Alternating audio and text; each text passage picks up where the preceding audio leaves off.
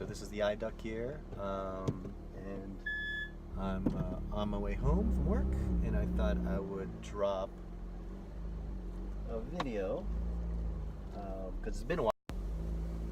And the reason I'm dropping a video, it is now 6-month anniversary, essentially, for the Daily Driven Lotus. So to bring you up to speed, this is the first manual US spec Lotus Evora 400. It was a car that was used as a press car for the road track test. And then Adam Spas at West Covina Lotus at the time contacted me right around Christmas time, and we did some talking, and the day after Christmas I drove down to LA area, picked up the Lotus and drove it home after trading in my 2011 Evora S. At the time the car had about 3,000 miles, and so now we're 6 months in. Car has 12,800 miles, so I almost put 10,000 miles in that time. Car has gone through 2 oil changes done by me, has had 1 service at a dealership, which was in Boardwalk Lotus in Redwood City. It has had 2 track days, and I've been very pleased. So, what are the pros of this car? Well, heck, it's a Lotus, and as a daily drive, it's performed wonderfully. As I've told you before, the S was a great car. This one is even better in all the check boxes, if you will. The ergonomics is so much better. The space in the back is so much better. All the little buttons and things that would make a daily driver more pleasurable are there. It isn't to say that my 2011 S wasn't a good daily driver, but again, this one just improved on every regard. And so for that alone, the price of entry of trading in my car and getting this new car was worth it to me. However, it hasn't been without niggles. So, as I told you, the car did have 1 warranty service about a month or so ago, and that was to take care of some issues.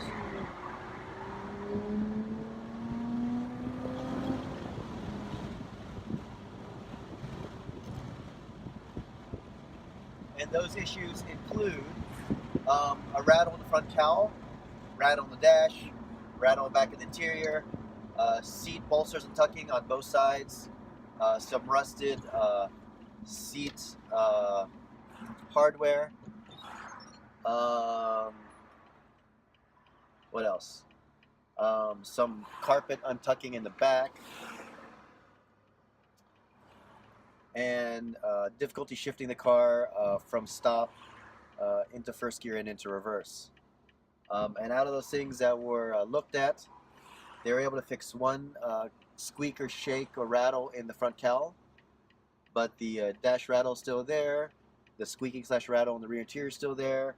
They did tuck in the bolsters on the seat, although the right front lower bolster is untucked again since. The hardware of the seats have not been replaced or repaired. They're still rusted with a surface rust. And they did not address the shifting, although Lotus America knows about it. And so that perhaps is a little disappointing.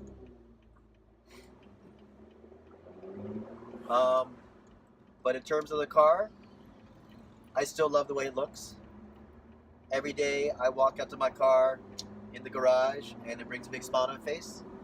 End of the day, I walk to my car and get ready to drive home, and it brings a smile to my face because I just think it looks badass. Part of it, admittedly, is the color. I think the chrome orange is just such a brilliant color. It's a color that changes on lighting. It can be very muted, it can be very vibrant, and so anywhere in between depending on lighting and shadow, and I just think it's so cool that it's alive. I also love the shape. I just think the shape is so aggressive compared to the previous one. I did a lot of add-ons on the previous one. I put a front splitter, I put front scoops, rear scoops, a big GT4 wing. So my S Evora was pretty modded out in terms of looks. Had a big red stripe on the black one, and it certainly made it aggressive, but I think this one looks more aggressive with the sharp edges on it.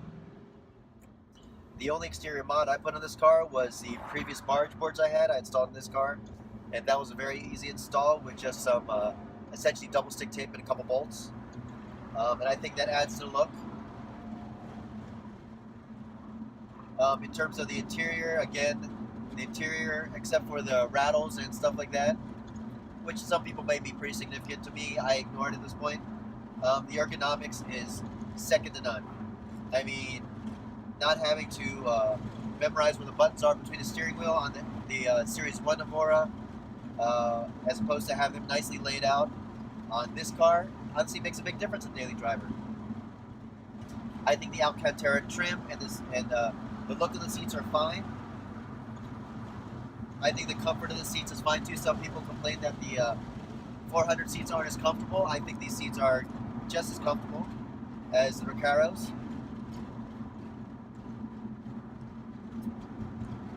I can't say enough about the engine. My God, the extra power is intoxicating. And the S was no slouch. I mean, I had clear air intake as well as a full arena exhaust, and it could thump, but this one definitely a step above it. I think the power is much more usable. I don't have to shift as much, even compared to the S.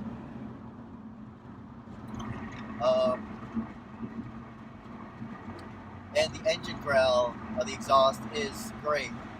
Now, since owning it, I've noticed that the engine growl has become more significant.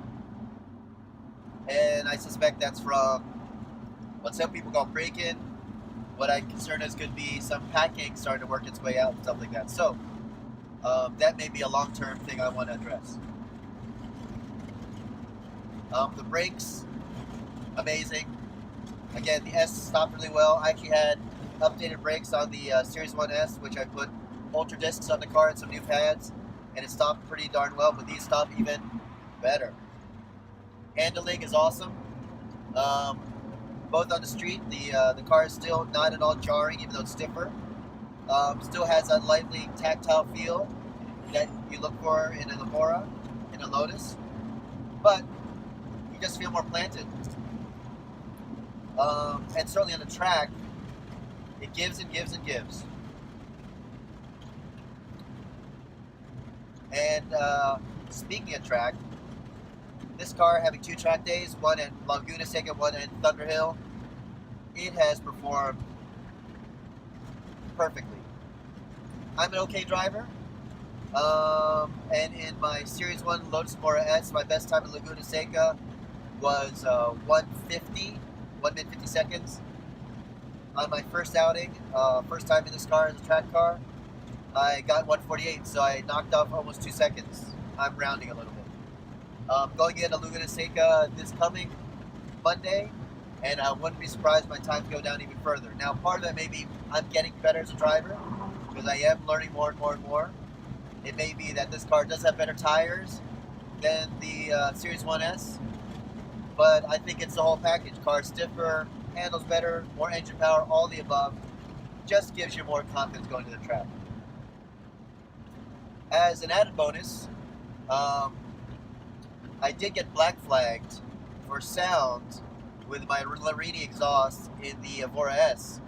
This car, when I put on the silent mode for the exhaust, in which it keeps the valve closed, even in sport mode, until you hit about 4,000 RPM, I was able to go to the track and drive my normal way without getting a black flag. When I turned off that valve and went to Laguna Seca, I was actually black flagging this car, and the car was clocked, or I should say it was measured at about 96, 98 decibels. So significant, because at Laguna Seca, the track has 90 decibel days, which is pretty quiet. I think long term, I'm going to have to try and get a custom exhaust specifically for the track here, and I'm looking at different options, whether I try and reach out to Tubular, even though he may be hard to get a hold of for a US customer to get me an exhaust, or I just find a local guy here to make me exhaust. Other comments about the car. Working on the car has been really easy. You've seen my videos on the oil change. I've done 2 oil changes, and it's been pretty easy. There are some differences between the Evora S or Series 1 and the 400 in terms of the bottom tray, but otherwise it's the same routine. I did swap out the battery for a Shirai lithium-ion battery, and that was an easy swap, and a 30-pound savings basically, and you can do that in your Series 1 Evora. I did it on this car as well, as fine. And I anticipate some future mods pretty soon. The first is that Julian Bowles, who you may know, who has recently sold his Evora SGP and is in line for getting a 410 GP, has ordered us a bunch of harnesses for the car made by Simply Sports Car in Australia, and those are on shipment. And so hopefully once I get that, I will post a video on how to install that and how that works, but I'm excited about that. I'm also still toying about changing this seat. One little thing I do notice is that over time the seat does slowly recline back, and so I'm likely going to get a rigid Schroth seat, racing seat, just for this side. I can't change both sides because I do still need access to the back seats for my kids, but having one seat that folds will allow them to get in the passenger side, but then on the driver's side I can have a more rigid seat, which is to my liking. At some point, I'm hoping that Julian will work with BOE, or someone will get a 400 over to BOE to make sure they can tweak the clean air intake, and so I can get one of those cold air intake or cold air induction systems. And then, like I said, I'll probably get an exhaust system made up. First step will be just to get a decat made, because I can't confirm that the Larini one will swap in that's currently available, because on the Series 1S, the tubes are 2.5 inches diameter, if I'm not mistaken, whereas on the 400, they're 3 inches diameter, a little bit bigger. So I don't think they're an even swap back and forth. And so likely I'm going to have to get one custom made. And then ultimately, I would love to get a full header system, plus exhaust and everything else, because I think that just is really what this car needs. I also have been in touch with Sherman and Hethel Sport, and at some point I want to get a 410 type hatch for this car. I just think it looks badass, and so I'd like to get that installed in the car. But these are all down the road. For now, I just commute every day and enjoy the car. My kids love the car. They think it's has plenty of room in the back, and they love the room and riding in it. And this car is definitely a head turner, much more than a Series 1. Again, maybe the color is like nothing other, and I think I'm the only Evora 400, let alone Evora, in the Monterey County area. And so when they see this bright orange car going around, they know it's me. But it's a great car. Coming up, besides track day with Golden Gate Lotus Club, I have this scheduled to be on Exotics on Cannery Row during Concourse Week, which is in August. And then in September, we're taking it to the West Coast Lotus Meet, which is going to be in Solvang, south of us, for a 3-day event. And of course, that'll include a track day in Buttonwillow. So it should be a fun time. So anyway, that is my update 6 months into the Evora 400. If you have specific questions about the car, shoot me a comment, shoot me an email. Please do subscribe. Please do follow us on Facebook. I do love your comments and your interaction. And that's all I got for now, but I hope you're enjoying what we brought to you, and I'm certainly enjoying this car. So now I'm going to make a left onto my favorite road for my commute, L'Escalade, and we'll go from there. Enjoy. By the way, did I mention that I have cup holders? And that alone may be the price of admission, right? Reaching down here, there's my soda. Right back down in the cup holder in the passenger seat well. Second cup holder back here. See that? Cup holder back here. Yeah, I'm an American commuting with cup holders. The funny thing is, my cup holder that's on the passenger seat is probably the only one in the United States.